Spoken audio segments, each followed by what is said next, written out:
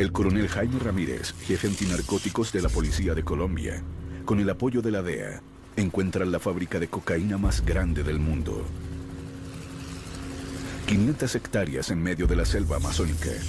Son 19 laboratorios donde se procesan 3.500 kilos de cocaína pura a la semana. 6 pistas clandestinas donde hay parqueados, varios aviones y un helicóptero. 13 toneladas de coca están camufladas en medio de la maleza. Droga que en ese momento en las calles de Estados Unidos alcanzarían un precio de $1.200 millones. Tranquilandia le confirma al país que el narcotráfico tiene un gran alcance y que tras él, además de Pablo Escobar, hay un hombre temible y poderoso, Gonzalo Rodríguez Gacha. Pablo Escobar le tenía miedo a Rodríguez Gacha. ¿Cómo sería mal? Es que él era matarife. Creyó que todo el mundo era un cerdito que estaba matando, una vaca o, como decimos nosotros en nuestro argot, sin agüero.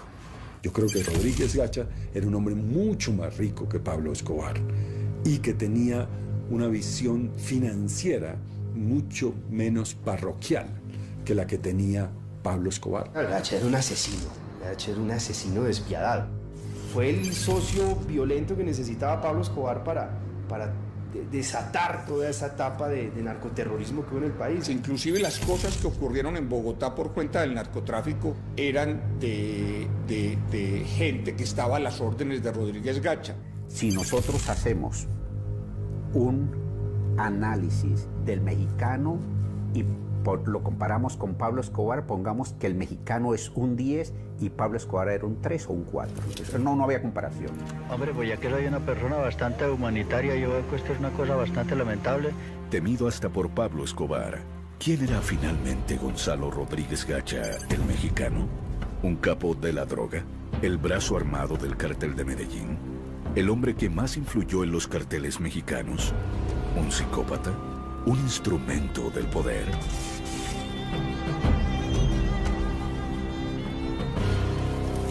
Primeros años. De pocas palabras, bajo perfil, con gusto desmesurado por la cultura mexicana. Gacha es una mezcla de gran empresario del narcotráfico y terrorista. Alguien sin límites morales.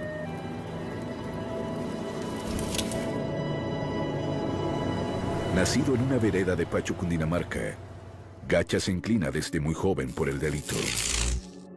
Lo que se puede saber es que nace en una familia humilde, de padres campesinos, y desde muy temprana edad comienza a dar señales de ser un muchacho muy vivo, que se roba la plata de la venta de los quesos de la familia y que quiere surgir, quiere salir de la pobreza.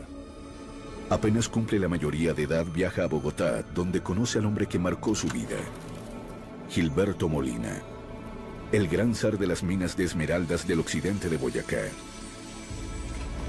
Allí la guerra por las gemas está que arde desde hace más de una década y ha dejado casi 1000 muertes. Molina era el gran jefe de la zona minera. Le ha ganado la partida a los competidores por el control de las minas. Entra el contacto con las armas en el desarrollo de sus relaciones con la minería de las esmeraldas, que le va a permitir posesionarse, dado el carácter violento y su particular inclinación a resolver a través de las acciones definitivas, mortales, los conflictos que hay en el área minera. Intenta hacerse rico buscando esmeraldas, pero Gacha no quiere ser un subalterno.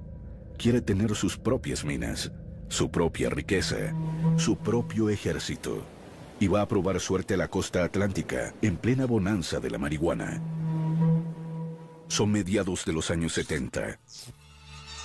Entre La Guajira y Santa Marta, la aduana de Colombia dice que hay 131 pistas clandestinas y puertos ilegales en los que se pueden cargar hasta 64 barcos con marihuana. La hierba viaja por el Caribe y llega hasta el sur de los Estados Unidos. Gacha trafica marihuana por poco tiempo. A Rodríguez Gacha nunca le gustó trabajar con marihuana porque era muy voluminoso el negocio y dejaba menos dividendos comparado con la cocaína. Muy pronto descubre que el gran negocio es exportar cocaína. Para entonces la pasta de cocaína viene de Perú y Bolivia y se refina de manera artesanal en el sur de Colombia. Luego es enviada en pequeños paquetes a Estados Unidos y Europa. Yo creo que en principio el aporte de Gacha fue traer la semilla de la coca a Colombia y empezar a producir 3 y hasta 4 cosechas al año en este país sin depender del suministro de Perú y de Bolivia. Cuando ellos descubren la mina, de cómo un kilo de coca que valía aquí en ese tiempo $1.000 y en Miami valía 15 y en Nueva York 20 y en el Japón 100, se encontraron un banco emisor ahí, porque es pura plata. Traen la semilla, siembran el territorio, particularmente los llanos orientales, el Caquetá, el Meta, Casanare, siembran los territorios del país con hoja de coca, producen en los laboratorios, en las cocinas, el alcaloide, lo trasladan a través de las rutas comerciales y lo colocan en los mercados de consumidores, lo que hace que el precio de la coca tenga un control único por quien lo está produciendo. Gacha convierte una empresa artesanal en una industria. La industria de la cocaína va creciendo lentamente en los territorios olvidados por los gobiernos colombianos, a donde llegan en masa campesinos sin tierra. El gobierno de Estados Unidos ya ve este como un nuevo frente de guerra. En 1973, el presidente Richard Nixon ha creado la DEA. La guerra de Vietnam ha terminado y Estados Unidos enfoca sus esfuerzos en la nueva guerra contra las drogas que proviene de América Latina. La cocaína es la nueva moda de los bares en Nueva York, Los Ángeles y Miami. La demanda crece y los cultivos y laboratorios también. La cocaína está de moda en Estados Unidos. La revista Newsweek publica un artículo en portada que glamoriza el uso de la cocaína. Dice que es como tomar vino. Eso hay que entenderlo para poder comprender por qué el cartel de Medellín, y en este caso Rodríguez Gacha, se vuelven muy poderosos. Porque hay una gigantesca nariz abierta en Estados Unidos consumiendo toneladas de cocaína o fumándose grandes hectáreas de marihuana. Guerra contra el Estado. En Colombia, uno de los primeros en entender el desafío que significaban los narcotraficantes fue el coronel Jaime Ramírez, un hombre valiente que se niega a aceptar que Colombia caiga en manos de ilegales. Ramírez está tras la huella de Verónica Rivera, la llamada reina de la coca, quien es la que conecta a Rodríguez Gacha con los que serían sus socios por el resto de su vida. El clan Ochoa, Pablo Escobar y Carlos Leder, el grupo que la DEA bautizaría como el Cartel de Medellín. Yo creo que la relación entre Gacha y Escobar era una relación de respeto mutuo. Los dos sabían que eran asesinos peligrosos, traicioneros, que se podían hacer daño. Pablo Escobar era un narco que soñaba con ser presidente, que tenía toda una filosofía endeble, política, y Gacha se entendía a sí mismo como un campesino que no tenía aspiraciones políticas, sino que quería hacer plata y hacer lo que le diera la gana con ese dinero. Gonzalo Rodríguez Gacha para la DEA siempre fue el hombre más importante que existió en ese entonces, muchísimo más que Pablo Escobar. El mexicano era el número 1 para la DEA, era el objetivo principal. Para principios de los años 80, Rodríguez Gacha tiene una red de laboratorios en las inhóspitas selvas. Pero no está solo. Allí desde hace años tiene su imperio, las FARC. Una guerrilla de mediano poder en aquel entonces, ignorada en el centro del país, pero que maneja con mano de hierro la vida de miles de los humildes colonos que llegan a la selva tras un nuevo dorado, la coca. Ya son 4.000 las hectáreas cultivadas. 20 años después, al finalizar los 90, serían 150.000. Para ese entonces, las rutas de la coca en el Caribe, que maneja Carlos Leder desde el Cayo Norman, en las Bahamas, son asediadas por la DEA. Rodríguez Gacha entonces, con su hambre de poder, mira hacia México, donde prevé está el futuro del narcotráfico. Pero en realidad lo que pasó es que los Estados Unidos logró bloquear la vía del Caribe, marítima y aérea, para acceder a Estados Unidos con droga enviada directamente desde Colombia. Y fue a partir de ese momento que los embarques de droga empezaron a salir por el Pacífico a Centroamérica y a México, que obviamente es mucho más difícil de cuidar porque es una frontera viva gigantescamente larga y pasa tanta gente que es mucho más difícil controlarla.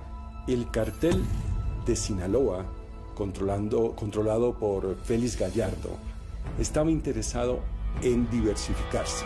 Ellos dependían, a mediados de los 80, dependían mucho de la marihuana, pero no tenían un suministro constante de cocaína y tenían toda esta frontera inmensa con Estados Unidos para pasar la droga. Y hace el contacto con el Chapo Guzmán. El Chapo Guzmán es empleado de Félix Gallardo y ahí se comienza esta relación que lleva a Rodríguez Gacha a tener pistas, a comprar pistas en la frontera de México y Estados Unidos y trabajar con un promedio de 50-50 con los narcotraficantes mexicanos. Rodríguez Gacha hace el mejor negocio de su vida, lo que lo catapulta a ser un poderoso narcotraficante. México le causa gran impacto y termina convirtiéndose en un mexicano más. Siempre se ha dicho que él, el primer negocio que hizo grande, lo coronó por un puerto que se llama Mazatlán en México, y que a raíz de eso fue que él le cogió tanto amor a la cultura mexicana, y todas las propiedades de él llevaban nombres mexicanos. Los caballos tenían el nombre mexicano, en la finca tenía 200 sombreros de colección de alto costo, en unos están,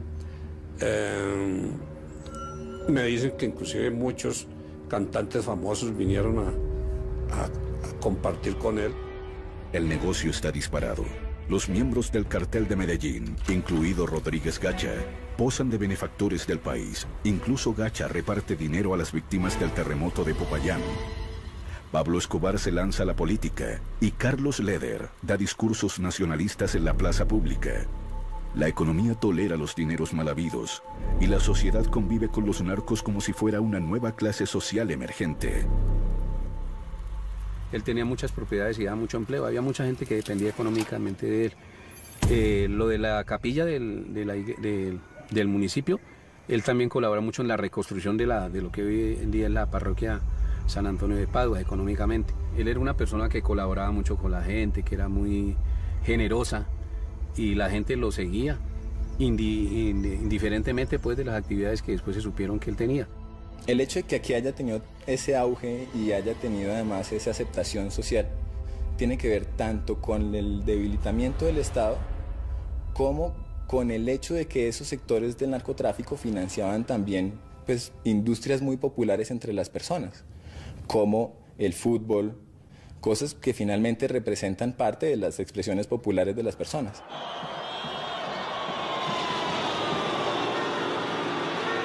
Gacha compra a Millonarios, el equipo de fútbol más popular de Bogotá, y el negocio se celebra con un clásico contra Santa Fe, en Pacho, el pueblo del mexicano. Cuando vino Millonarios me acuerdo que la pretemporada la hicieron acá en Pacho.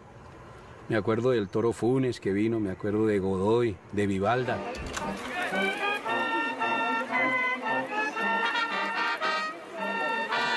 En la cancha estaba todo el pueblo de Pacho.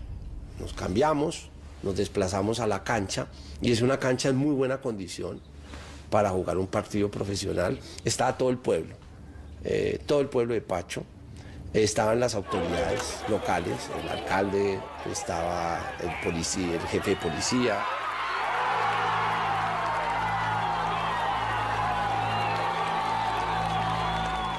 Solo un puñado de hombres ven en los narcotraficantes un peligro para la sociedad.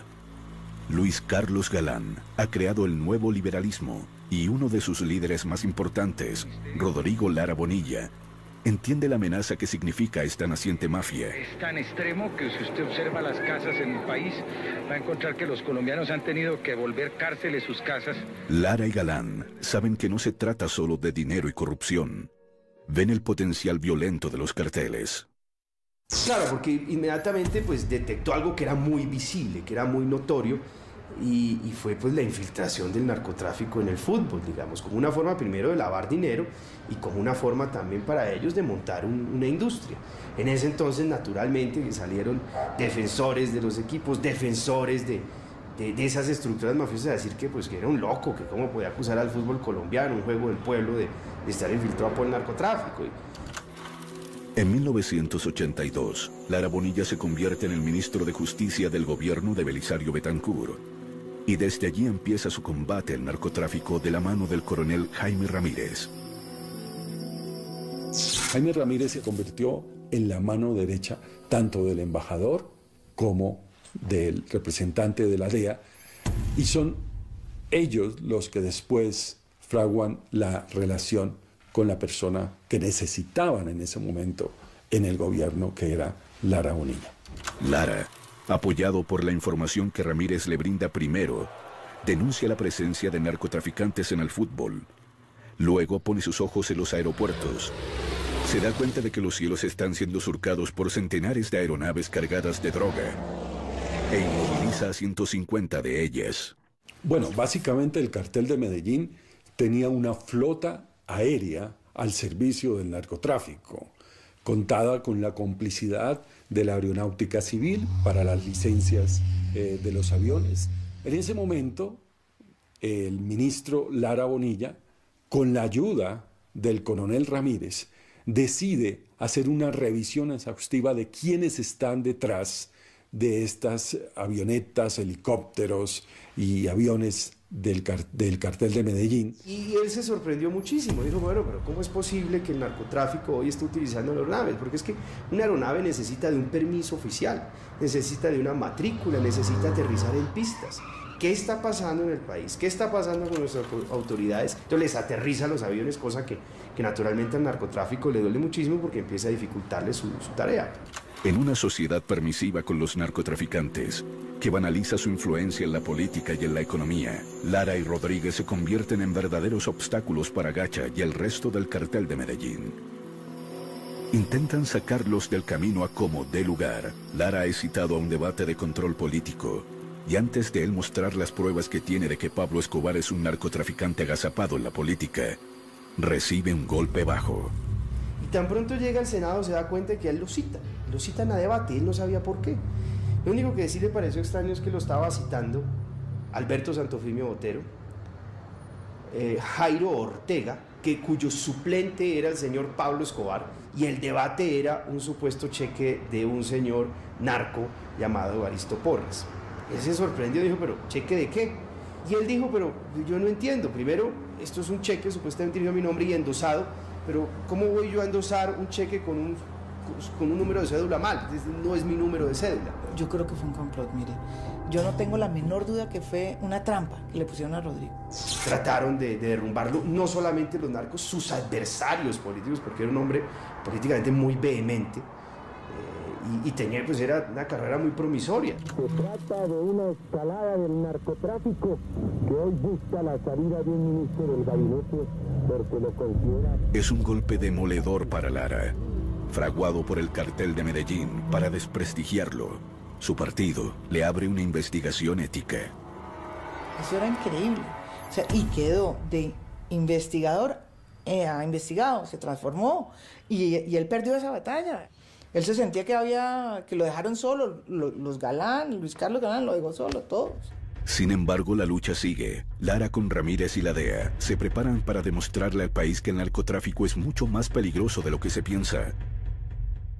Hay que tener en cuenta que teníamos aquí en Colombia un embajador muy cercano al presidente Ronald Reagan, un soldado de Reagan, es Lewis Dams, y él llega con una obsesión a Colombia, que es quién produce los precursores para procesar la cocaína. Y se da cuenta que en el mundo hay solamente 7 empresas, y se da cuenta que el 90% del éter que entra a Colombia se usa para el procesamiento de cocaína. La DEA está dispuesta a seguir la ruta del éter para encontrar los laboratorios donde se produce esta industrialmente. Estos señores le ponen a las canecas de éter unos beepers con unas antenas que van camufladas. En la parte exterior de las canecas son 3 beepers. El cargamento sale de New Orleans, llega a la finca Veracruz, propiedad de los Ochoa, y de ahí sale a el sur de Colombia, a Caquetá. Tras la pista del éter, la policía hace una operación a la que no asiste Ramírez y se hace un decomiso gigante en las selvas del Yarí. 1,5 toneladas. Pero algo extraño ocurre al día siguiente. Resulta que a un tío mío se le acercaron los oficiales de la policía y le dijeron que unos señores les habían pedido que le dijeran a mi papá que sacara a su gente de allá y que le ofrecían lo que él quisiera. Entonces él sospechó. El hecho que intentaran sobornar a Ramírez fue un indicio para Ramírez de que quedaba más droga por incautar. Entonces él se fue para allá en un helicóptero pequeño con un piloto y un escolta y aterrizaron, y hasta ese momento fue la cantidad de droga, cocaína pura, más grande que se había cogido en Colombia, y él empezaba a ver que había muchos más laboratorios, que lo que pasa es que estaban camuflados entre la selva. Yo creo que Tranquilandia es el comienzo de todo, y es el comienzo de la gran tragedia nacional que hemos vivido en los últimos 30 años. O sea, ahí arrancan los grandes problemas del país. El gigante complejo industrial de cocaína se llama Tranquilandia, pues los narcotraficantes jamás pensaron que sería descubierto. Tranquilandia permite conocer por primera vez a Gacha, un hombre tan poderoso como Pablo Escobar en el cartel de Medellín. Y entre el 78 y el 82, ¿qué ocurrió? Que narcos que antes eran artesanos de la cocaína se volvieron tal vez los hombres o hacían parte del club de hombres más ricos del mundo. Y naturalmente estas personas, con esa concentración de poder, dan el salto siguiente, y es tratar de convertir a Colombia en una narcodemocracia. Días después del ataque a Tranquilandia, Lara Bonilla se reúne con su hermana en Neiva y le dice: no se puede imaginar el nivel de filtración que tienen los carteles en la política en este país. Digamos, llega y hace un allanamiento a la gerencia de este complejo, pues se encontró con una contabilidad, y según contaba él, lo que encontró en Tranquilandia estremecería al país. La guerra del narcotráfico apenas comienza. Yo creo que en ese momento de Tranquilandia el país estaba acostado con el enemigo. El hallazgo de Tranquilandia deja enfurecidos a los miembros del cartel de Medellín, pero especialmente a Rodríguez Gacha, quien empieza laboriosamente a organizar el atentado contra Lara Bonilla. Él citó un día al coronel Ramírez. Dijo: coronel, tengo información muy seria de que hay un plan para asesinarme. Si a mí me asesinan, yo quiero que usted sepa que los responsables de ese crimen son los dueños de las avionetas y del helicóptero que incautamos en Tranquilandia. 54 días después del golpe a Tranquilandia, Rodrigo Lara Bonilla es asesinado. A la izquierda y me volé. De repente sentí una explosión. Alcancé a ver por el espejo y vi al ministro como acostado en el asiento. El asesinato desencadena de parte del gobierno la temida extradición a Estados Unidos. Colombia entregará a los delincuentes solicitados por la comisión de delitos en otros países para que se les castigue de manera ejemplar. El cartel de Medellín declara que prefiere una tumba en Colombia que una cárcel en Estados Unidos. Con los extraditables la guerra será a muerte. El cartel de Medellín tampoco le perdona al coronel Ramírez el hallazgo de Tranquilandia. Está al acecho de él y su familia, que son fuertemente custodiados por la DEA. Se nos acercó un oficial en un día de vacaciones que él tuvo y nos informó que en la Dijín había información de que iban a asesinar a un oficial de la policía y que creían que era él. Ramírez sentía que adentro de la propia institución el cartel tenía personas que lo vigilaban. Ellos pudieron penetrar las instituciones, pues, con una cantidad de de dineros, y eso fue sorprendente. Ramírez pasa de antinarcóticos a la inspección de la policía. Se siente vulnerable y un blanco seguro del cartel de Medellín. El viernes él se comunica con el oficial que tiene infiltrado en el cartel de Medellín y el oficial le dice que había muerto el jefe del grupo de ejecución de él. Era un tal Cuco. Y que la orden estaba en stand-by. Entonces eso nos confió. Y nosotros compartimos ese fin de semana con la familia como no lo habíamos hecho en mucho tiempo. Ya regresando de Bogotá fue que nos hicieron el atentado. Íbamos hablando del futuro en ese momento cuando yo sentí algo que sonaba tac, tac, tac. Y yo pensé que era que el carro estaba cascabeleando. Después entendimos que eran las ráfagas de ametralladora que tenía silenciador. En ese momento ya me di cuenta que Jaime fue una ráfaga tenaz. Cuando el carro pierde el control, mi papá cae al lado de mi mamá, nosotros nos tiramos al piso del carro cuando vimos que todo era un infierno. Entonces me bajé del carro para abrirle a mis hijos la puerta de atrás. En ese momento me encontré con el asesino de frente con la ametralladora que me la puso al pecho y yo le imploré que por favor no me matara. Entonces él se fue, Jaime estaba recostado, pues muerto, recostado sobre el lado mío y fue y le hizo un tiro en el oído para rematarlo. Tranquilandia había sido finalmente vengada por la mafia y la guerra contra el Estado será brutal a lo largo de la segunda mitad de los años 80. Eran misiones mesiánicas de un ministro que estuvo a punto de renunciar por una extorsión de los narcos, de un policía que creía en su país y que creía que había lugar para demostrar que se podía luchar contra ellos, y de uno que otro periodista o político que apoyaba también esa causa, pero no era una acción del Estado.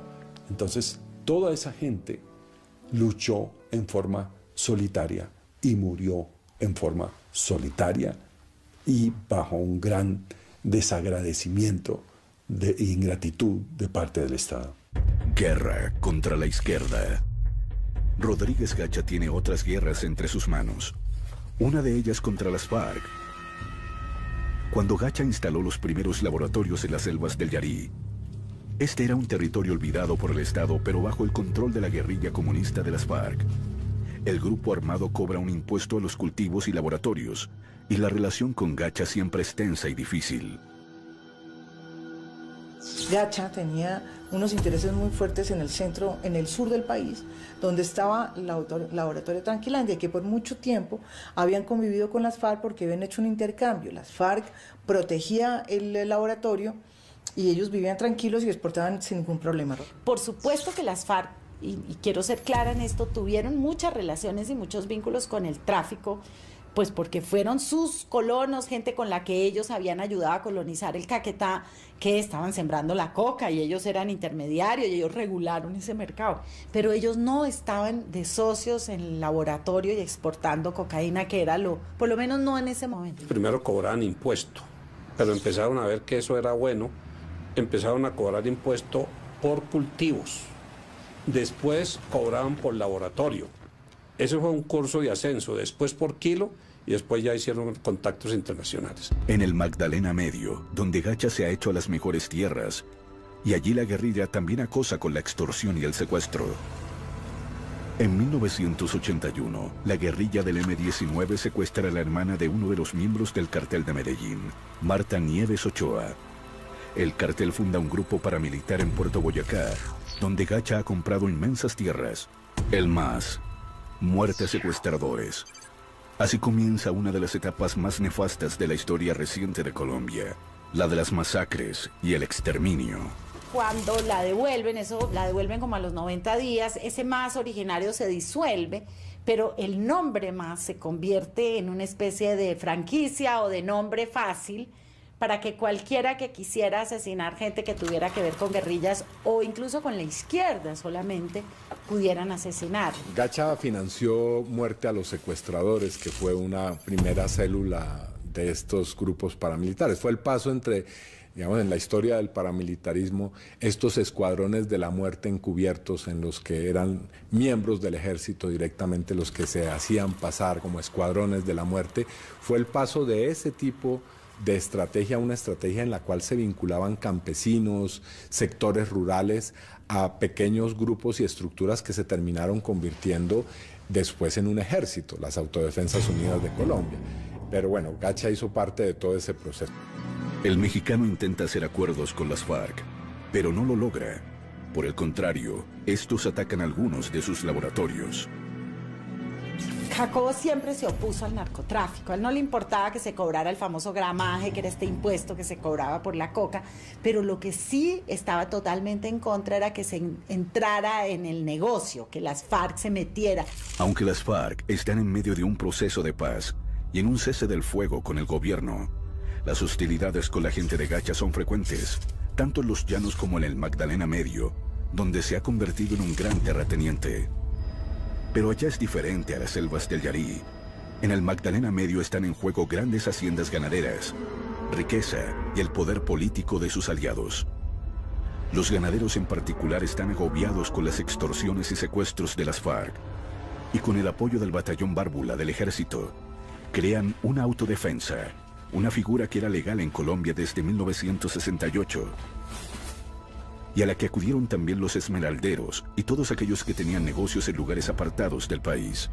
Entonces él se dedica a ser el gran financiero de Puerto Boyacá. Y allá crean lo que se llamó el modelo de Puerto Boyacá, que es un modelo en donde el paramilitarismo ocupa todos los espacios e intermedia toda la vida política, civil, militar, electoral, toda, y se instala en una zona donde ya prácticamente hay una paz, pero es una paz de los sepulcros. Puerto Boyacá se convirtió en un sitio en el cual todo el Estado local, las fuerzas militares estaban puestas al servicio de construir las estructuras paramilitares, y allí se hicieron esas famosas sesiones de entrenamiento con los mercenarios británicos y los israelíes, que fueron traídos al parecer por el alto mando militar y por prestigiosos políticos y también dirigentes del gremio ganadero a Colombia.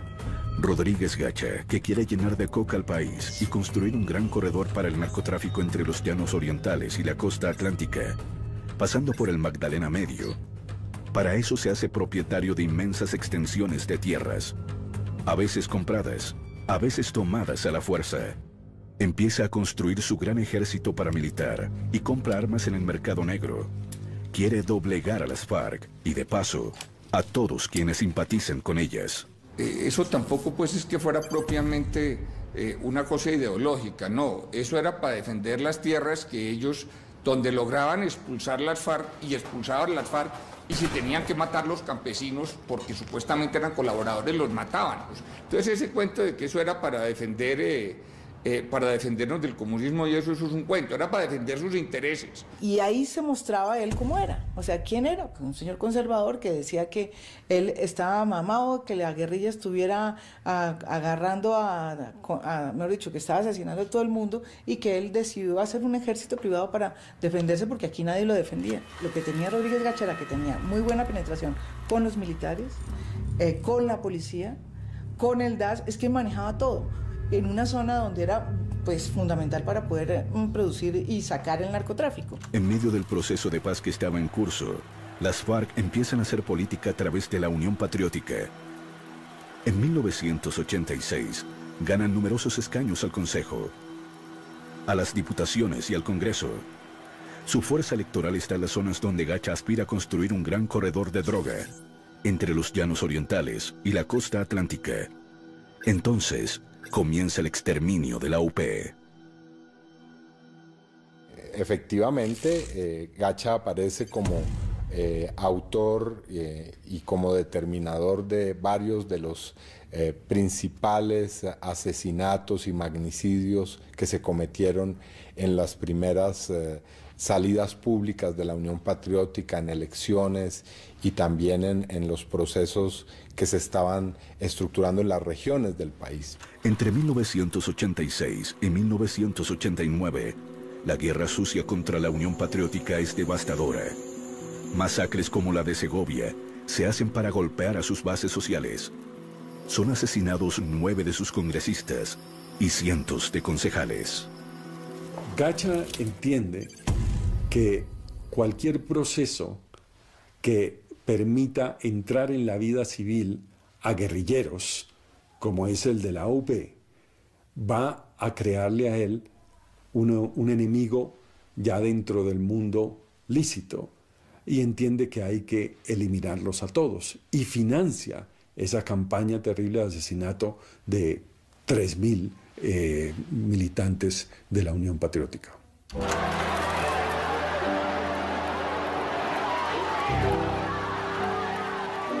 En 1987, el proceso de paz, ya en manos del presidente Virgilio Barco, está en crisis. Las FARC rompen la tregua y semanas después, Gacha ordena la muerte del candidato presidencial de la UP, Jaime Pardo Leal, un carismático abogado de centroizquierda.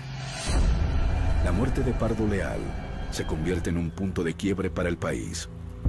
Las FARC asumen que no hay espacio para pactar la paz y se van por el camino de la guerra hasta hoy. Guerra contra el cartel de Cali. Gacha y el cartel de Medellín abren un nuevo frente de batalla en 1987, esta vez contra el cartel de Cali. La guerra empieza porque ellos se habían dividido sus negocios en Estados Unidos. El cartel de Cali toma la parte de Nueva York y la parte norte, y parece que ellos vieron mucho celo porque les fue mejor a los de Cali y empezaron a meterse en sus negocios. Esta es la guerra que marcará el principio del fin del cartel de Medellín. La guerra empieza cuando el cartel de Cali dinamita el edificio Mónaco, donde vive Pablo Escobar. Luego el cartel de Medellín se ensañarán contra las drogas La Rebaja, una cadena de farmacias propiedad de los hermanos Rodríguez Orejuela de Cali. En esa guerra, el brazo armado, como lo fue en otras, del cartel de Medellín, era Rodríguez Gacha.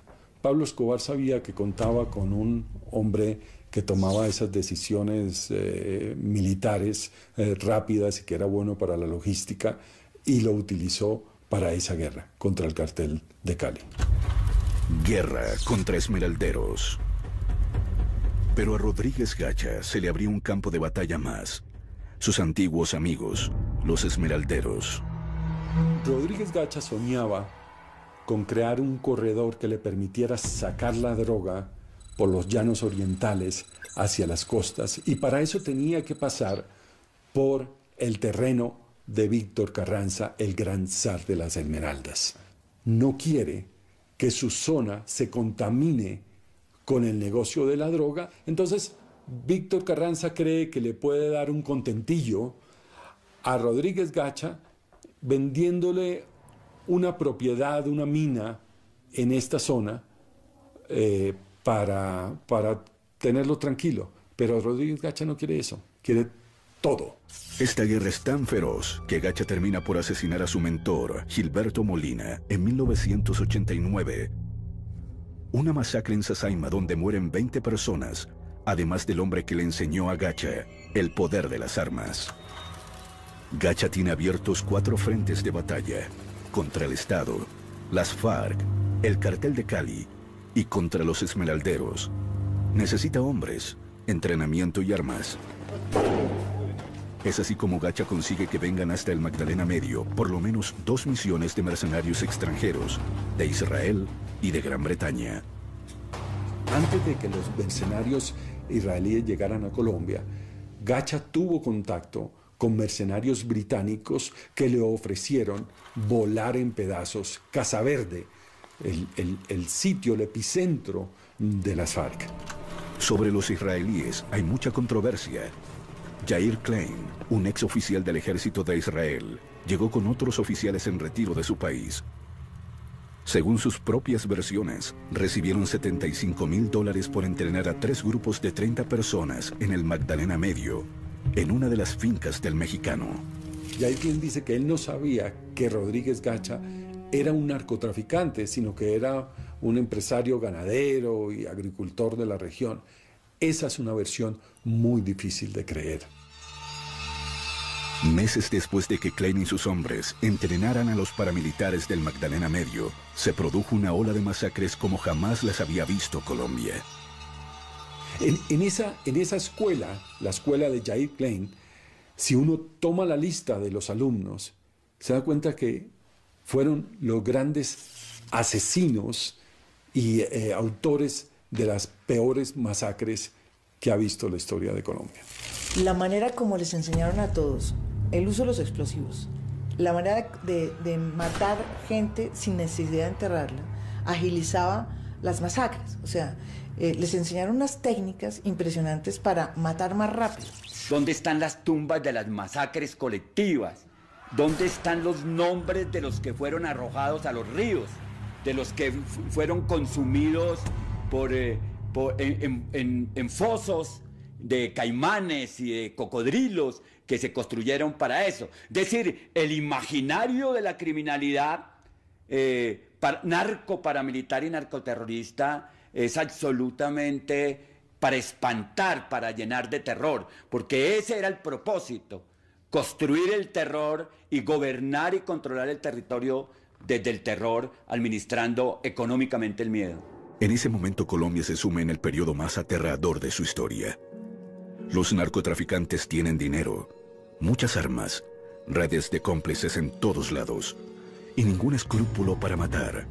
No solo han matado a Lara, sino a Lou Murtra, al procurador Carlos Mauro Hoyos, y vuelan la sede del DAS, que alberga a uno de sus archienemigos, el general Maza Márquez, a quien acusan de estar trabajando de la mano del Cartel de Cali. La mafia de Cali quiere evitar un golpe mortal contra sus familias y para ello necesitan infiltrar al Cartel de Medellín.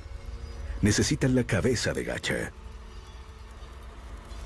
El Cartel de Cali diseña una estrategia demoledora de infiltración del Cartel de Medellín, en el marco del cual aparece Jorge Velázquez, el navegante. El Cartel de Cali sabe que Rodríguez Gacha o cualquiera otro de los narcotraficantes del Cartel de Medellín tarde o temprano iba a buscar la ayuda del navegante. Y el navegante empieza a reportar al DAS y al Cartel de Cali todas las acciones de acercamiento a Rodríguez Gacha. Velázquez se gana la confianza de Gacha. Le hace viajes con droga. En varias ocasiones es citado a Pacho por el mexicano. Nadie sospecha que se trata de un informante. Gacha necesitaba armas y le pide a Jair Klein que le solucione ese problema. Y para ello, Rodríguez Gacha le presenta a Klein a Jorge Velázquez, el navegante. Son 2.000 fusiles, muchos de los cuales serán encontrados después en las propiedades de Gacha.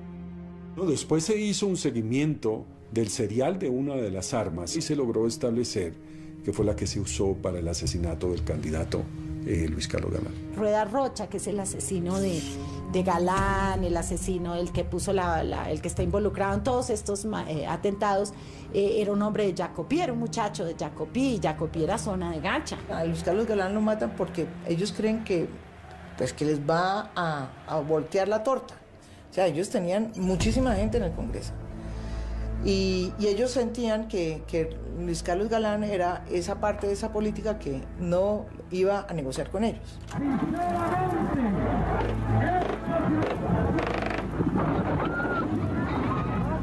Lamentamos informar a los colombianos que el precandidato liberal Luis Carlos Galán Sarmiento ha fallecido. Efectivamente, el clímax de una serie de hechos terroristas que tiene sumido al país en la peor crisis de su historia es el asesinato de Luis Carlos Galán. En ese momento, el hombre sobre el que se depositaban las esperanzas del país. Durante el año 89 y parte del año 90, y todo el gobierno del presidente Barco y parte del de Betancur, fue una batalla por la supervivencia de la democracia. Cuando a una campaña a uno le matan la mitad de los candidatos presidenciales, entonces uno dice, ¿qué hubieran hecho? No, pues ojalá hubiéramos tenido más justicia y hubiéramos podido tener más justicia de la que teníamos en ese momento. El problema verdadero era ese, que no teníamos suficiente justicia para encarar estos personajes y que había complicidades en la sociedad. Es a César Gaviria quien le corresponde reemplazar a Galán como candidato a la presidencia por el Partido Liberal. Sobre él también se ciñe la amenaza de la muerte. El 27 de noviembre de 1989, Él debe tomar un avión de Avianca de Bogotá a Cali. El avión estalla en el aire. Gaviria no iba en él. Pero 107 personas vuelan en 1000 pedazos. La guerra ya es demencial. Sí es verdad que en ese avión iba a viajar mi seguridad. Y el vuelo se movió para 2 horas antes. Y yo la semana anterior o 2 semanas antes había tomado la decisión de no montar más en avión comercial por una razón que creo que es fácilmente comprensible. Yo me montaba en los aviones y la gente se empezaba a bajar. Ahora, es bastante alucinante que para matar a una persona tumben un avión. La muerte de Gacha. El cerco contra Gacha empieza a cerrarse. La DEA, el DAS y la policía lo persiguen. El cartel de Cali le respira en la nuca. Y su hijo Freddy, heredero de su imperio criminal, es capturado. Él casi no dormía, Gonzalo no dormía porque él ya tenía presentimiento de que algo tenía que suceder. Y él decía que ningún reino es eterno. Y él sabía que se iba a morir. A pesar de los fusiles, de tener un ejército privado y todas las tierras que quiso, Gacha estaba solo, aterrado con la idea de que no tenía lugar sobre la tierra donde esconderse. Porque todos sus esquemas de seguridad se los había descubierto el DAS en su alianza con el cartel de Cali. O sea, realmente esa alianza fue la que los debilitó. Gacha no tiene en quien confiar y busca refugio justamente en la boca del lobo. Acude al navegante, al hombre que trabaja para el cartel de Cali, para que le brinde protección. El navegante se convierte en un hombre muy importante para Rodríguez Gacha, no solamente para mandar cargamentos de cocaína, sino como un cerebro de su seguridad. Y es en el que confía para hacer un viaje a Cartagena, en principio, en donde se encontraría con Freddy, su hijo, que había sido detenido. El navegante le comunica a su contacto cómo se puede hacer esta operación. En esa misión se encuentra con uno de los helicópteros que le ordena dirigirse a la playa. El navegante se monta en el helicóptero, le indica a la policía y al ejército dónde está hospedado Rodríguez Gacha. Él se encontraba allá en unas cabañas y estaba protegido por sus hombres pues bien armados. Sobrevuelan el área y ven como un camión sale de allí, un camión que ya había visto el navegante, sale de allí y empieza una persecución un poco caótica. Empezaron a atacarnos disparando, de manera que se empezó a responder el fuego. De todas maneras, Gonzalo Rodríguez se dispersó. Porque el artillero que va en el helicóptero no tiene muy buena puntería, empieza a disparar sobre la carretera y lo único que hace es crear, pues abrir huecos en la carretera y no le da al camión. Se le ordenó a través del altoparlante del helicóptero que detuvieran el vehículo para hacer el procedimiento de abordarlo, identificar quiénes iban ahí. El vehículo fue abandonado bruscamente sobre la vía y de él descendieron apresuradamente 2 ocupantes. Se dan cuenta que es Rodríguez Gacha, que va corriendo en una zona de Coveñas entre potreros.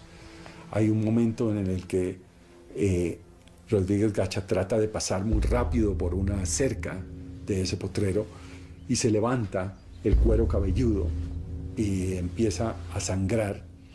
Iban armados, atacaron a la tripulación que se encontraba en el helicóptero, le hacían disparos de tierra a aire.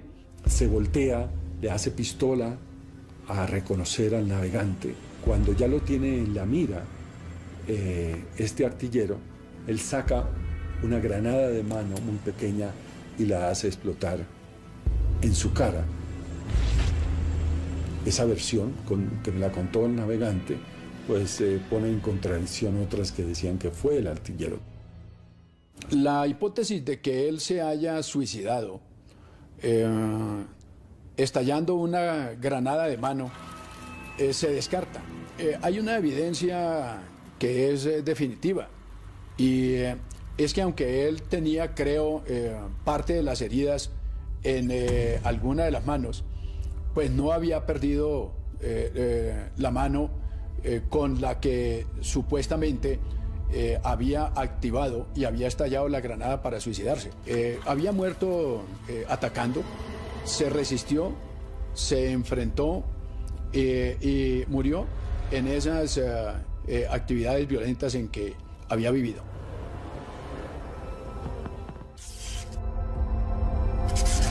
Gonzalo Rodríguez Gacha murió el 15 de diciembre de 1989, a sus 42 años. Dejó un legado de muerte que retomarían los paramilitares a través de las Autodefensas Unidas de Colombia. Gacha y su herencia de muerte. Sus víctimas se cuentan por miles y Colombia no logra todavía entender por qué produce personajes como Gacha, ni por qué el narcotráfico ha sido tan persistente. Yo tengo la teoría que todos estos personajes fueron producto de las circunstancias. Yo he entrevistado a muchos de estos paramilitares, narcotraficantes, y yo siento que es gente que donde les tocó vivir en un país donde se normalizó matar, se normalizó hacer unas maldades terribles, y que quizás si ellos, esa misma persona nace en otra circunstancia, jamás se le ocurre volverse un monstruo, ni un asesino, ni un psicópata. La estela de muertes, de víctimas, de viudas, de huérfanos, de desaparecidos, de despedazados, de triturados por la maquinaria criminal de Gacha, es absolutamente imponderable. Crímenes atroces que no podrían ser perdonados en ningún tribunal de ninguna naturaleza por el daño que le hicieron al país. No creo que ni Gacha, ni Escobar, ni los Castaño, ni tantos otros fueron individuos que lograron erigir carteles e imperios del crimen organizado sin contar con un inmenso apoyo e incluso con una dirección del poder político. Por supuesto que los socios políticos del cartel de Medellín llegaron a gobernar este país y siguen vigentes políticamente. Pero entonces yo no creo que hayan ganado. Eso es un combate y una lucha que nunca termina. Pues como dijo algún escritor colombiano, en Colombia la política ha corrompido el narcotráfico. Memoria dolorosa. La muerte de Gacha llenó de alivio a muchos y debilitó al cartel de Medellín. Sin embargo, ni su muerte ni la de Pablo Escobar han significado el fin del narcotráfico. De hecho, México, el país que Gacha siempre quiso imitar, paradójicamente parece imitar su sed de sangre.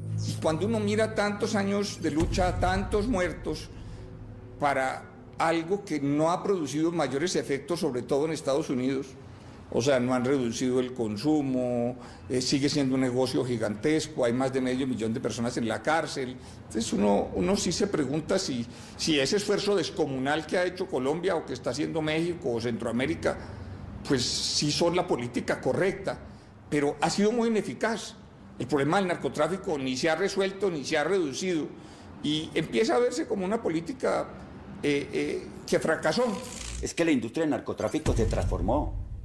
Ya no es la industria del narcotráfico de los viejos cártel, ni de los grupos de traquetos, ni de los apodados como Cuchillo, Jabón, Los Gemelos. Hoy el narcotráfico es una empresa productiva de altísima confidencialidad, con una serie de personajes que juegan el papel de testaferros a prueba de toda duda, que son capaces de mover por los circuitos económicos convencionales la mercancía y lavar activos desde las bolsas de Nueva York, de Japón o desde cualquier parte del mundo.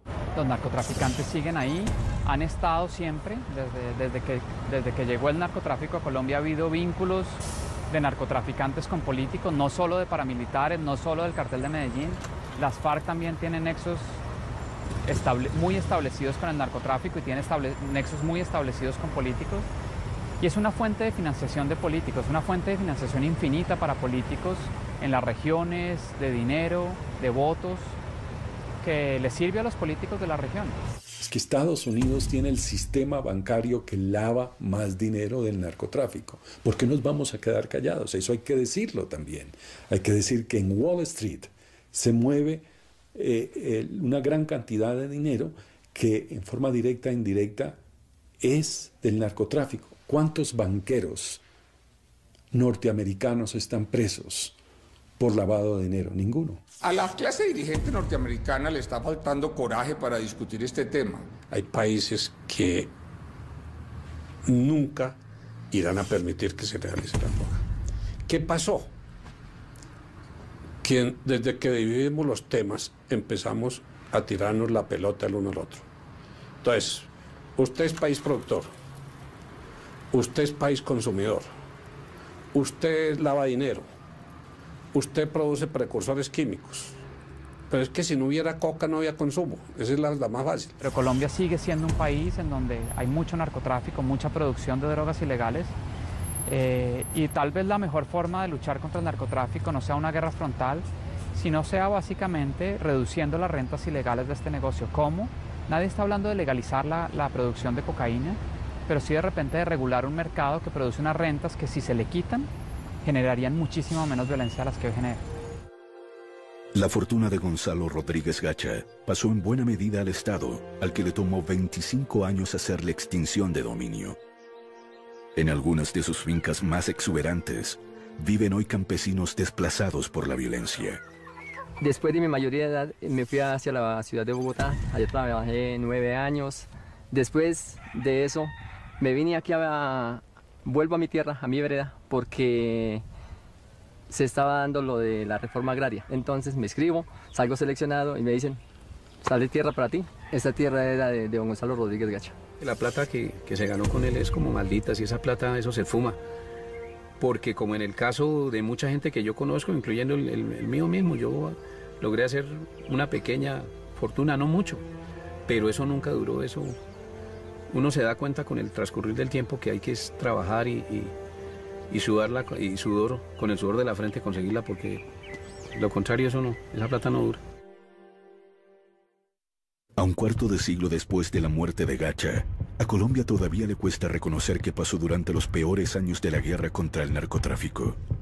El país se debate entre el silencio y la adulación del mundo del narcotráfico. Fíjese que hay una tremenda presión porque los colombianos no sepamos qué pasó ahí.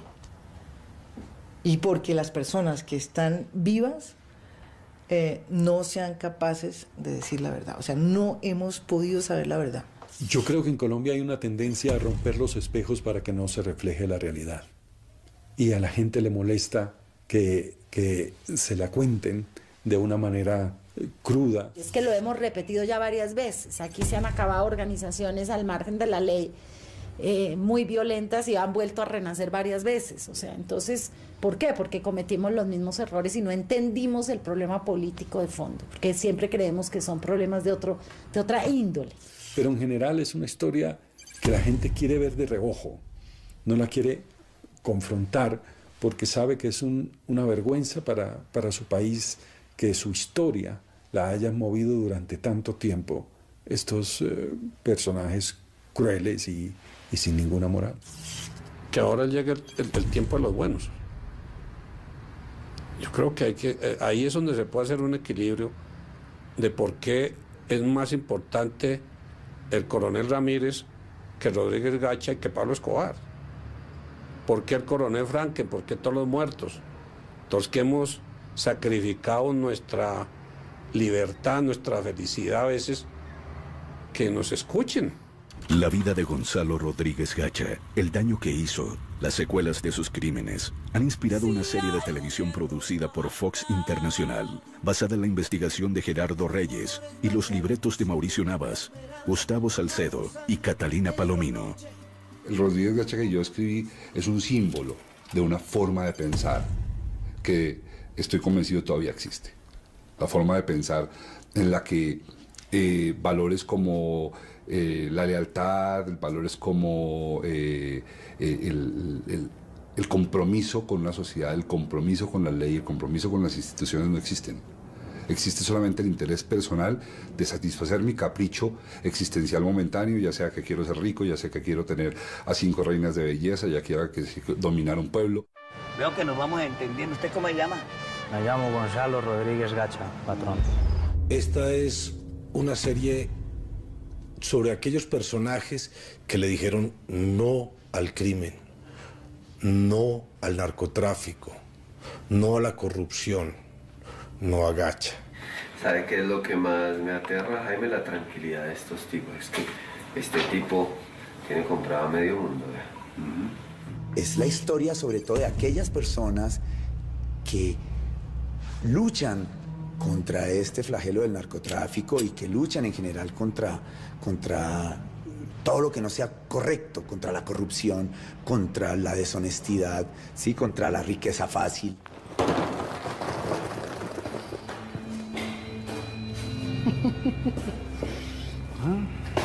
¿Cómo la vio? Así de sencillo. Desde el libreto mismo se ha tenido cuidado de no mitificar un personaje como Gacha. Contar la historia de este personaje que es muy atractiva, ¿sí? De una manera que permita ser leído por el espectador como lo que es, un bandido. Así nos gastemos una fortuna, vamos a acabar con ellos. La historia que todo colombiano debe conocer. Todos esos que me miran desde arriba me van a mirar desde el piso. El canal RCN te trae otra gran superproducción, alias El Mexicano, con Flora Martínez, Rafael Novoa, Juan Sebastián Calero, Carolina Gaitán, Toto Vega, Nicolás Rincón, Manuela González, Fabio Rubiano, alias El Mexicano. Gran estreno, mañana a las 9 de la noche. Después de protagonistas de nuestra tele en sus últimos días.